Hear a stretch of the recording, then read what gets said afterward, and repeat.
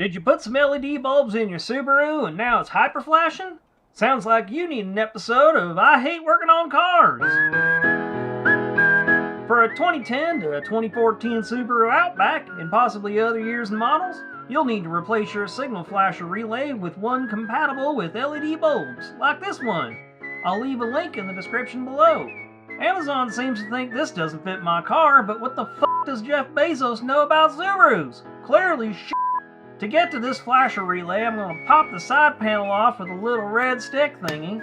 Something else you can find at my affiliate links in the video description below. Now I'll remove these two screws here on the side and give the panel a little tug. You don't need to take it all the way out, you just need to be able to get your arm in there. Here you can see where the flasher relay is. I can sneak in there with the clip tool and pop it off the metal bracket, holding it up against the dark force of gravity. Then I'll unplug it and pull it out.